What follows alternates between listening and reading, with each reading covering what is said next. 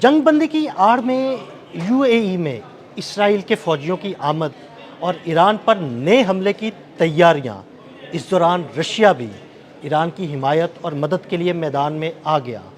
नए खौफनाक किस्म के ड्रोन्स ईरान पहुंच चुके हैं। ये ड्रोन्स कौन से हैं और इन ड्रोन्स की मदद से कैसे यूएई में इसराइली अड्डों को निशाना बनाया जाएगा, आमिर रज़ा से इस बारे में बात करते हैं। आमिर भाई, जंगबंदी का एक लिबादा उड़ा हुआ है और इस लिबादे के अंदर जो है वो इसराइली फ़ौजियों की यूएई आमद, पूरी जंग की तैयारी, ईरान पर हमले का पूरा प्लान।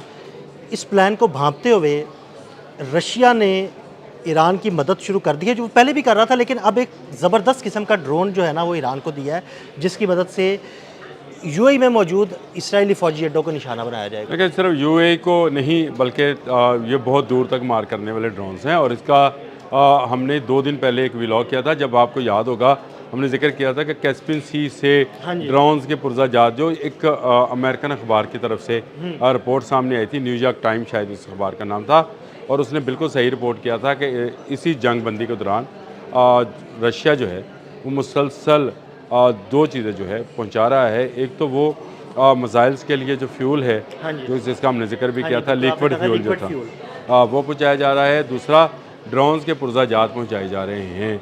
लेकिन ड्रोन्स के ये पुर्जा जात किस ड्रोन के थे? शायद 136 तो खुद रशिया ने नकल किया था ईरान से लेकर, और उसके जो नेविगेशन सिस्टम थे उसको किसी न किसी तरीके से हैक किया जा सकता था। इसके बाद रशिया ने एक तजर्बा किया इसराइल के ख़िलाफ़ लेबनान में, हिजबुल्लाह को फाइबर ऑप्टिक ड्रोन्स दिए और कहा इसको इस्तेमाल करें। पिछले 1 हफ़्ते की जंग में अगर आप लेबनान इसराइल की जंग को फॉलो कर रहे हैं तो आपको नज़र आया होगा कि बेशुमार वीडियोज़ ऐसी आई हैं जिसमें ऐसे ड्रोन्स हैं जो कि उनके हेलीकॉप्टर के करीब आकर लगते हैं, लेकिन उनका जैमिंग सिस्टम उसको पकड़ नहीं पाता है। उनके फ़ौजी अड्डों पर जो है निशाना बनाया जाता है फ़ौजियों को, वो पकड़ नहीं पाते हैं। कल मैंने एक नई वीडियो देखी कि वो वीडियो आई थी कि उन्होंने जो नई चौकियाँ बना रहे थे उस पर भी ड्रोन गिराया, वही ड्रोन वीडियो भी बनाता है। ये भी हैक नहीं हो पाया, और इसमें हैकिंग सिस्टम मौजूद था उस फौजी अड्डे के अंदर। हैकिंग सिस्टम मौजूद होने के बावजूद इस ड्रोन का लगना इस बात का बेहद सबूत था कि ये तजर्बा कामयाब रहा है। हो गया। ये ड्रोन जो है ना वो हैक नहीं हो सकता। ये तो सिर्फ 3 या 4 वो वीडियोज़ हैं जो कि मैंने देखी या मंजर आम पर लाई गई। इसके अलावा बेशुमार वीडियोज़ हैं, और इस वक्त लेबनान की सरहद पर इसराइल इससे मार खा रहा है। इन ड्रोन्स की मदद से लेबनान की सरहद पर कई इसराइली फौजी भी मारे हैं। जी, इसराइली फौजी, टैंक्स, बख्तरबंद गाड़ियाँ, बहुत सारी तबाही हुई है। अच्छा, उसको छोड़ देते हैं।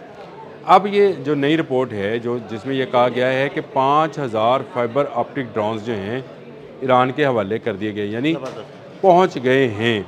ये वो फाइबर ऑप्टिक ड्रोन्स हैं जिनको कहीं किसी जगह पर जैमिंग या हैकिंग नहीं की जा सकती, यानी इसको जैम नहीं किया जा सकता, इसको हैक नहीं किया जा सकता, और इससे आपने हरमज़ के अंदर जहाज़ों को निशाना बनाया जाएगा।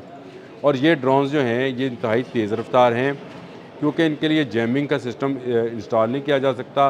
ये ख़ुद एक बारीक धागे से बंधे होते हैं, और इसी से वे अपने ऑपरेशन करते हुए ना सिर्फ वीडियोज़ बनाते हैं, बल्कि ये एक बारूद का बॉम्ब जो है बनकर जाकर टकराते हैं उसी वीडियो को बनाते हुए, और ये आने वाले जहाज़ों को और जो उनके ऊपर हेलीकॉप्टर्स हैं उनको तबाह करते हैं। मतलब ये जैम ना होने वाले खुद कुछ ड्रोन्स हैं।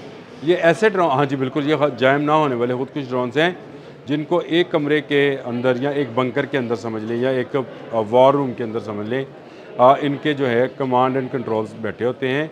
इनके अंदर बहुत ही बारीक फाइबर ऑप्टिक्स के साथ ये काम किया जाता है। इनको छोड़ दिया जाता है और इनको फिर उसके बाद ऑपरेट किया जाता है, क्योंकि इनके लिए जैमिंग सिस्टम जो है वो इंस्टॉल नहीं हो सकता, किसी भी फाइबर ऑप्टिक के लिए नहीं हो सकता।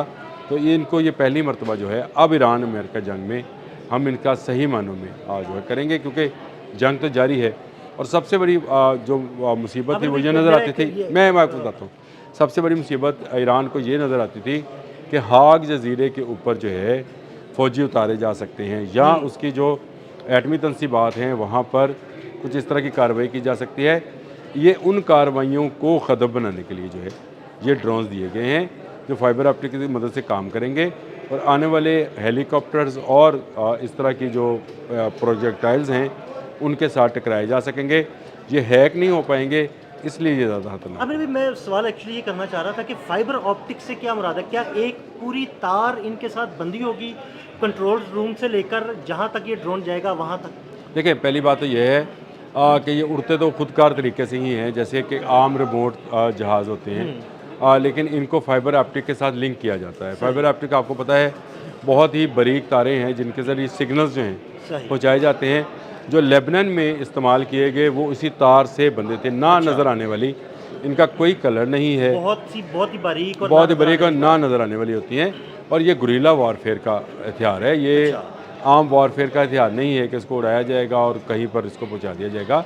ये वाकई धागे में बंधे होता है और इसका जो सिस्टम है वो पूरी का पूरा खुदकार होता है। वो सिस्टम जो है वो रिमोट में कंट्रोल किया जाता है, यानी कई मील दूर भी एक कमांड एंड कंट्रोल सेंटर जो है कहीं पर इंस्टॉल इन जो ड्रोन्स हैं इनको ना सिर्फ परवाज़ के काबिल बनाते हैं बल्कि हदफ तक पहुंचने के लिए भी इनकी रहनुमाई करते हैं। लेकिन इसमें इंटरनेट का वो सिस्टम जो कि वायरलेस है वो इस्तेमाल नहीं होता, तार के जरिए ना ये सिस्टम सैटेलाइट जो है ना ना वो ये चल रहा सैटेलाइट से इस्तेमाल होता है, ना ये ज़मीनी कोई इसमें कंट्रोल रिमोट इसमें लहरें होती हैं।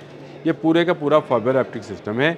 और 5000 की जो फिगर दी गई है तो इसका मतलब ये है कि ईरान अपने जजीरों और अपनी एटमी तनसीबात को बचाने के लिए, जो कि रशिया का भी इंटरेस्ट है, देखें इस वक्त भी रशिया 30 अरब डॉलर के जो है माहदे में बंधा हुआ है ईरान के साथ, और ईरान में उसने 5 नए एटमी रिएक्टर बनाने हैं। उन सब की हिफाजत के लिए ये एक अहम सवाल था कि क्या अमेरिका अपने फ़ौजी उतारेगा, जो इनरिच यूरेनियम मौजूद है उसको बाहर कैसे निकाला जाएगा। डोनाल्ड ट्रंप ने कहा कि या अमेरिका निकाल सकता है या चीन निकाल सकता है, ईरान भी नहीं निकाल सकता, यानी इतना डीप डाउन है।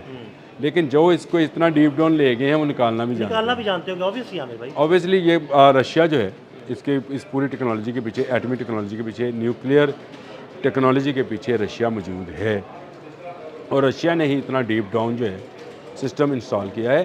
तो मेरा ख्याल है कि ये बात तो करीने क्यास है, लेकिन ये हो सकता है कि आने वाले वक्त में अमेरिका कुछ ऐसा एडवेंचर करने जाए कि हाक जजीरे पर कब्ज़ा करने की कोशिश करे, या वो कब्ज़ा करने की कोशिश करे किसी एक न्यूक्लियर रिएक्टर पर और अपनी फतह का ऐलान करे, और उसके बाद जो है मुज़ाकरात को आगे बढ़ाया जाए।